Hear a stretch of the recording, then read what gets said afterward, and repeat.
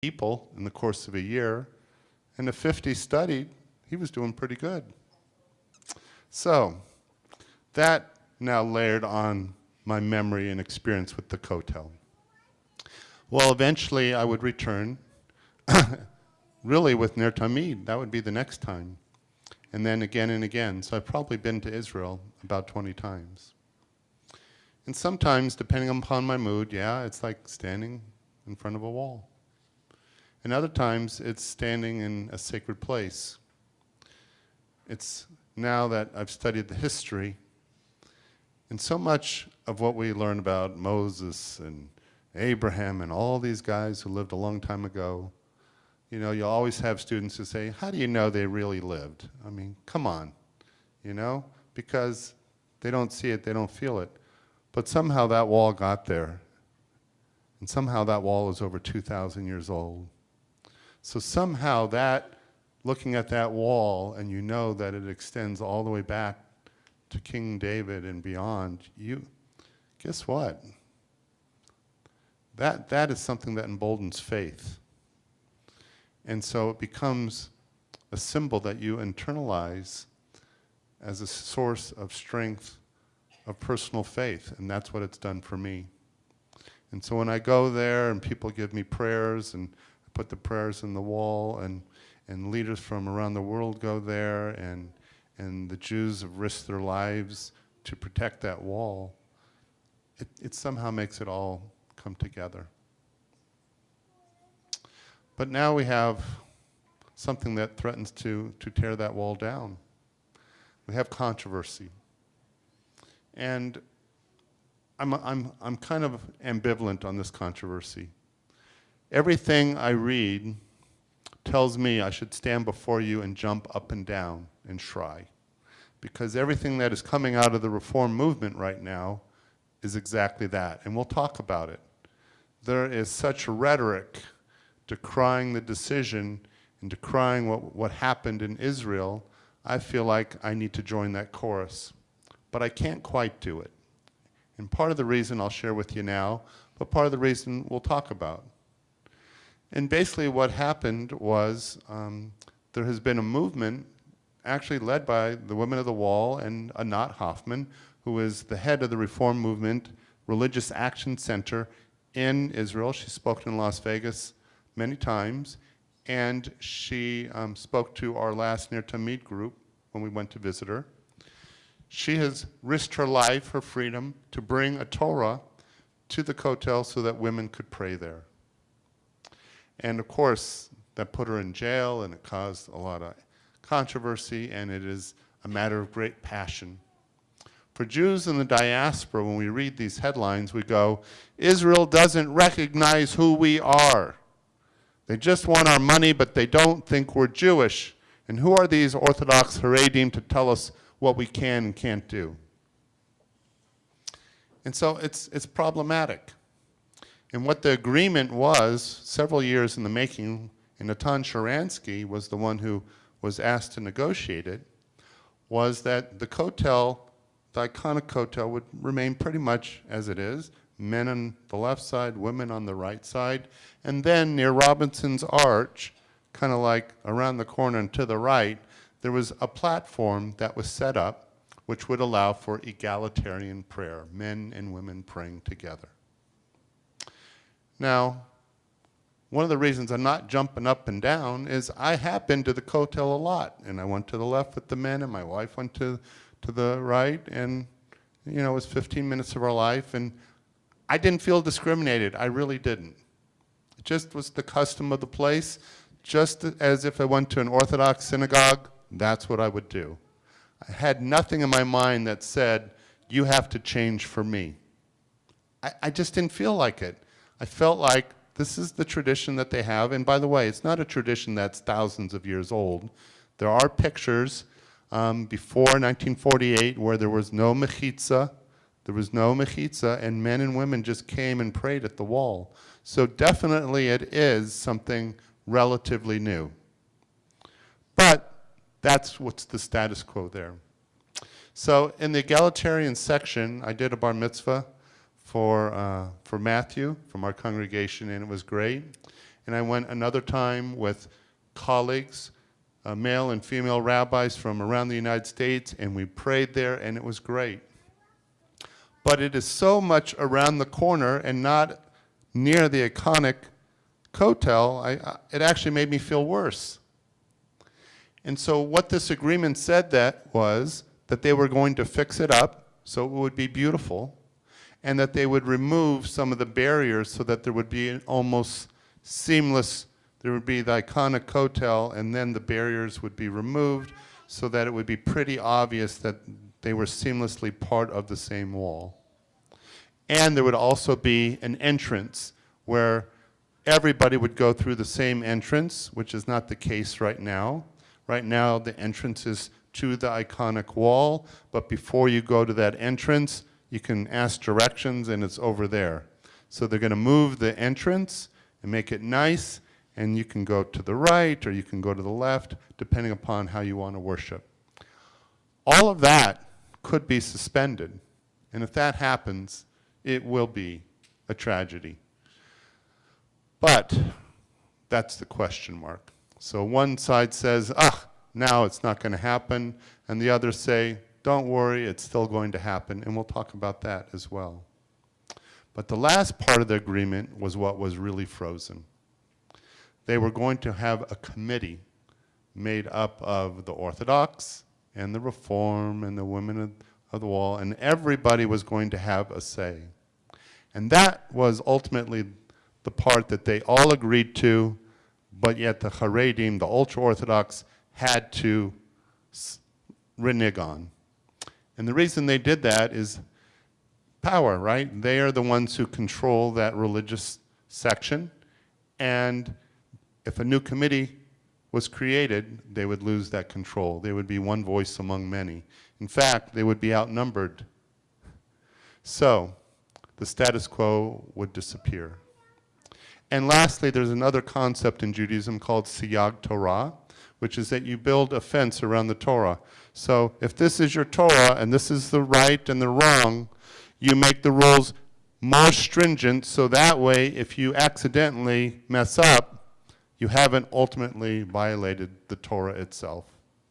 And so they want to make things a little bit tougher so that no one, no tourist, no Jew, no one will mess up when they come to the Kotel and how they worship. Well, that's the situation, and we'll talk about it. And that's why this sermon is still being written, because my emotions are so mixed. It tears me apart when, in this day and age, when support for Israel, especially among our young people, is waning, that we stand up and we have to publicly criticize Israel in a very powerful way.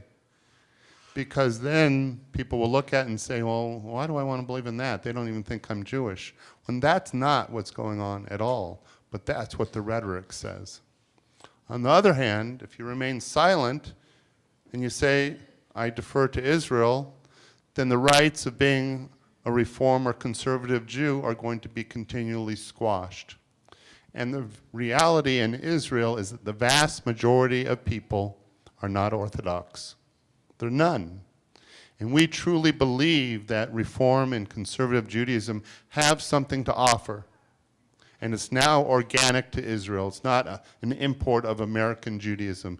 It is organic Reform in Israel with their own rabbi, their own clergy. And that when we offer those values, they will choose that way, and we will be able to offer them a Judaism that they can practice and feel a part of. Otherwise, the great irony is that they will live in Israel, but they won't necessarily practice Judaism. And they may not even feel Jewish. They will feel Israeli, but not necessarily Jewish. So that, in a nutshell, is the controversy. And there's also a second part. We may not have time to talk about it. The second part has to do with conversion, that the Orthodox will have an ironclad control of conversions in Israel. And that is no small matter, because there are hundreds of thousands of Jews from the former Soviet Union from Ethiopia and from many different countries who only had a father as a Jew and not a mother, and therefore, according to their standards, are not Jewish, or they have real no way of proving that they're Jewish because they came from communist countries or third world countries, and so there's no real document. And therefore, if there is not an easy way for them to convert, they're going to be told that they're not Jewish. And there they are, fulfilling their life dream, risking their life to come to Israel, and then they're being told they're not Jewish, unless they jump through all these hoops that the Orthodox say. That is not a workable plan. That is definitely a plan that will split the Jewish people in Israel. And it has all kinds of worries for the security of Israel. So you may ask, well, Rabbi, why did Netanyahu cave? They have a government that you need a coalition, and therefore the Haredim said, if you don't do it our way, we will withdraw, and his fear was that the government would fall. And if the government fell, then he would no longer be prime minister, and they'd have to hold new elections. So it's no small matter. It's a big, big controversy. So you can look and you can say what I say. Oy. But what I don't want you to do is to stop giving money to Israel. And I don't want you to say, that's not my Israel. It's kind of like America. You know, your presidents are going to change. There's going to be wars you don't support. There's going to be things in our society that you say, I don't want to give my money to that. And yet you can't stop being proud to be an American. You may disagree with it, but the fact that you are an American gives you the right to speak up. And the fact that we are Jews gives us the right to express our opinion to Israel. So we can be disappointed, but we can never take a step back from that love and that support. So the sermon will continue. Shabbat Shalom. I have to add a postlude because from a female point of view, I think it's important. Sorry. So I think I would agree that the mechitza, the separation, wouldn't have been a big deal. But if you've been a woman who has gone to Hakotel and you've been on the woman's side, the problem with it is the size of it. A man has no problem going close to the wall. A woman has to fight her way through a crowd, a sea of women, to touch the wall. And that's part of the issue. So I have to throw that in there because that's like... The pluralistic side is so small. It's about the size of this room. Right, but, and then also there's something very powerful, even though Robinson's Arch is far from the actual wall, it's still the wall. And being part of that bar mitzvah there and being able to read Torah there, it was almost close enough. Like it made my support for Israel stronger. So in the end, all we want is peace in Israel. So an anthem for that.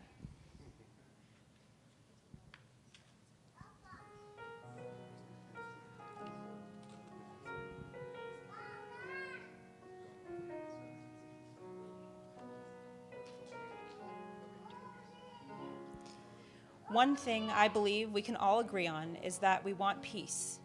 Indeed, as it is written in the end of the Mishnah, peace is the only container that can hold all the blessings of life together. Sha'alu shalom Yerushalayim. Pray for peace for Jerusalem. Pray for well-being, O Jerusalem.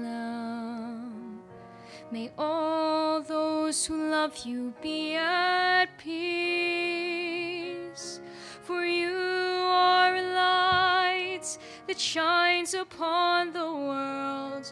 My heart turns to you to pray for peace. Shalom, shalom, Yerushalayim, Yishleyu Ohavayim. Shalom, shalom, Yerushalayim, Yishleyu Ohavayim. Im eshkachech Yerushalayim, תדבק לשוני לחכי, אם לא אעלה את ירושלים על ראש שמחתי. שלום שלום ירושלים ישליו אוהבייך. שלום שלום ירושלים ישליו אוהבייך. שלום שלום ירושלים ישליו אוהבייך. שלום שלום ירושלים ישליו אוהבייך.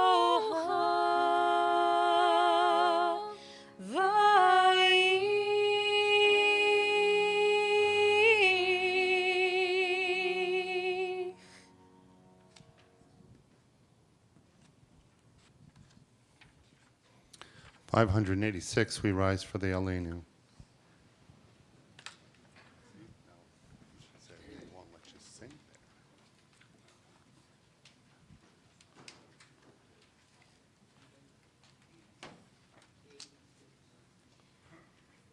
עלינו לשבח לאדון הכל, לתת גדולה ליוצר בראשית, שלא עשנו כגויי הארצות, ולא שמנו כמשפחות האדמה, שלא שם חלקנו כהם, וגור עלינו ככל המונם. ואנחנו קוראים ומשתחווים ומודים לפני מלך מלכי המלכים הקדוש ברוך הוא.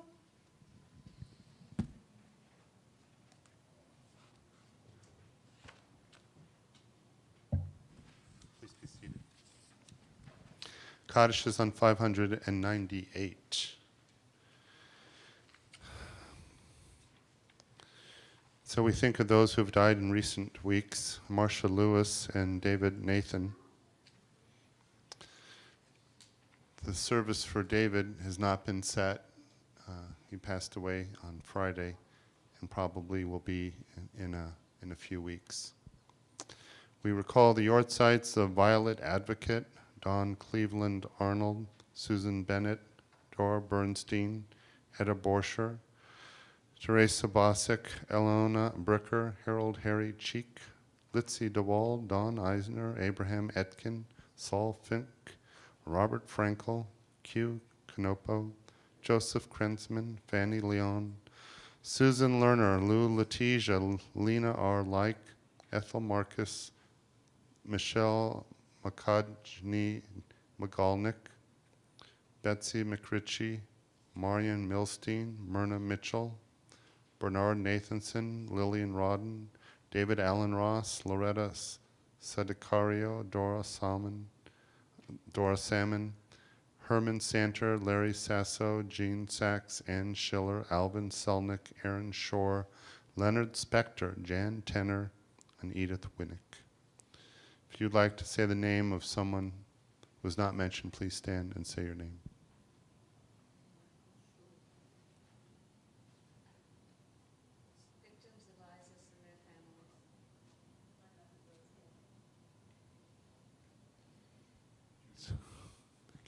So we think of all these and others, we rise to recite our Kaddish prayer.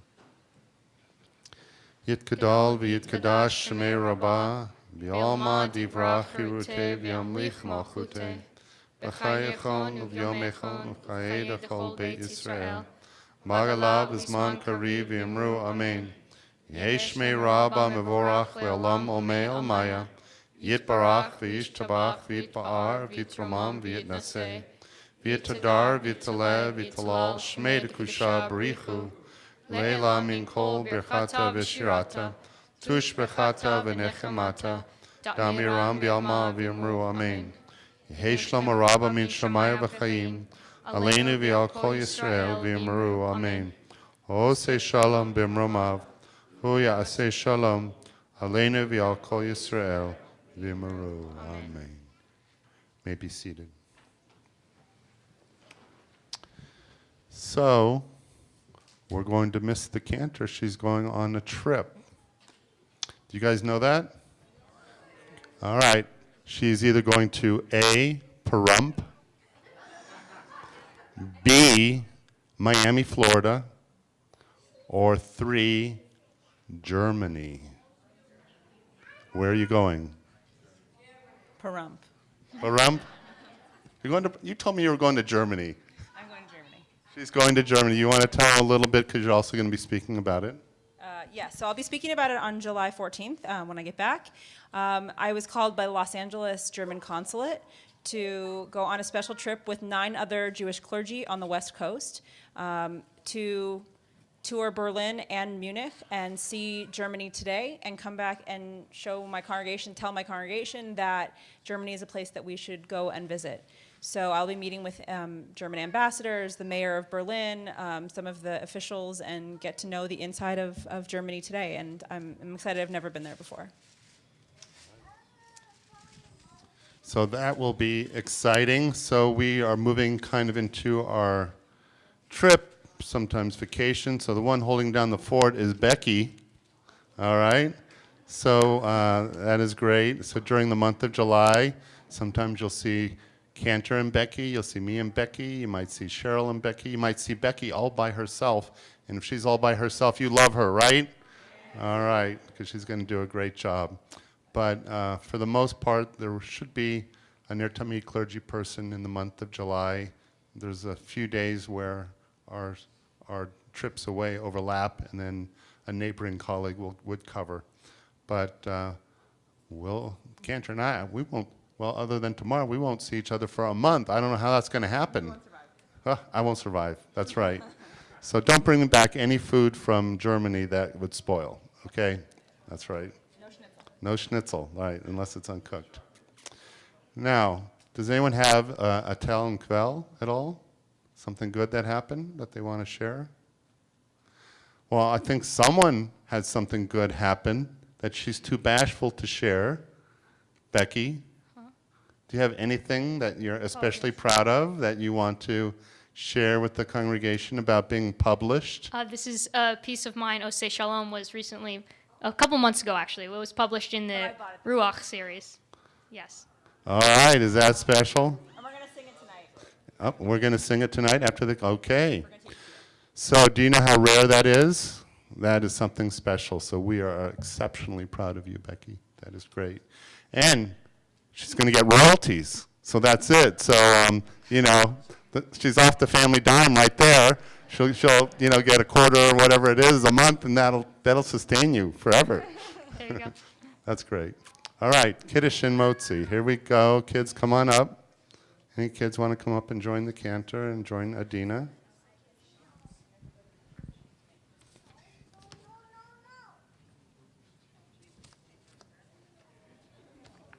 That was your cue to brag. Oh, sorry. I was going to talk about it. Well, she was going to do it, but I figured she might as well brag. It wasn't really available yet. It was.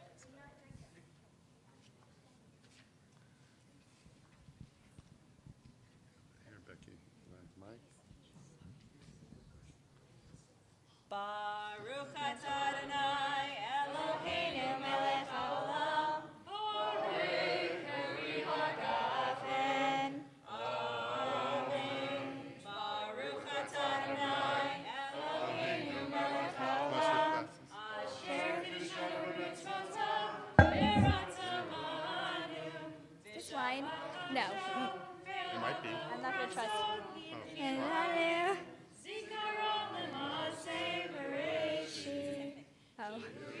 Tehillah. Kodesh.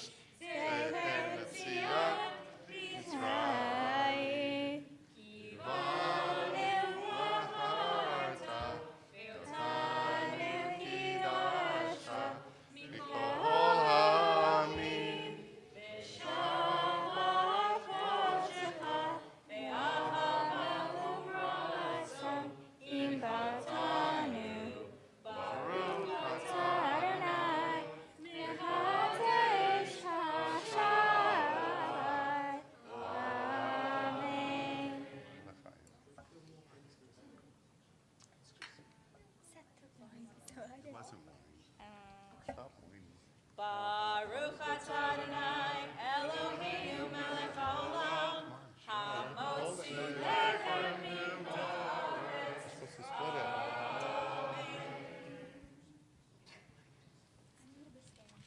All right. So the final song is. Oseh Shalom, a very special If version. you were paying attention, Oh, like your man's Oseh Shalom. hold on, we gotta get you a microphone. No. All right, while we're moving that over, I'm going to teach everybody the chorus of the song so that you can sing along with me. The chorus is pretty simple. I'll sing a line and you sing it back. It goes like this. Oseh Shalom Bimromav. Let's try that. Oseh Shalom Bimromav. Then it goes, oh, let us sing the song of peace. Oh, let us sing the song of peace. Salam aleinu ve'al kol ha'olam. Salam aleinu ve'al kol ha'olam. And let us sing it in harmony. And let us sing it in harmony. So the whole thing sounds like this. Oseh Shalom Bimromav. Oh, let us sing the song of peace. Salam aleinu ve'al kol ha'olam. And let us sing it in harmony. Let's try that. Oseh Shalom Bimromav. Oh, let us sing a song of peace. Salam aleinu ve'al kol ha'olam. And let us sing it in harmony. Nice. So that's the chorus of the song. It comes in 3 times, and Cantor Hutchings and I will sing the verses.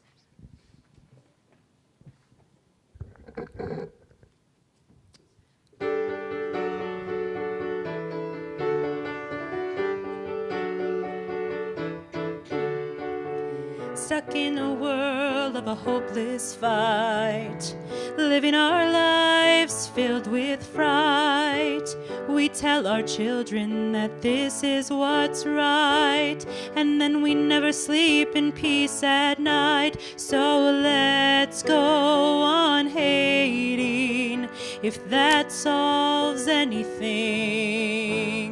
But underneath the glaring are eyes that want the same thing. Oseh Shalom Bimromav. Oh, let us sing a song of peace. Salam aleinu ve'al kol ha'olam. And let us sing it in harmony. We say Sababa when they ask about our day, a phrase that means it's all okay. And maybe one day it'll really be true, when it doesn't matter if you're a Muslim or a Jew. Salam. Oh, say Shalom Bimromav. Salam. Oh, let us sing the song of peace. Salam aleinu ve'al kol ha'olam. And let us sing it in harmony. Our faith is strong as our will to fight. But is it strong enough to open up our eyes? It all starts with a change in our vocabulary, learning to say brother instead of enemy. Oh, say Shalom Aleinu, Bimromav. Oh, let us sing the song of peace. Salam aleinu ve'al kol ha'olam. And let us sing it in harmony. So let's go on hating, if that solves anything. But underneath our glaring are eyes that want the same thing. Oh, say Shalom Bimromav. Oh, let us sing the song of peace. Salam aleinu ve'al kol ha'olam. And let us sing it in harmony. Oh, Diavo Shalom aleinu. say shalom bimroma.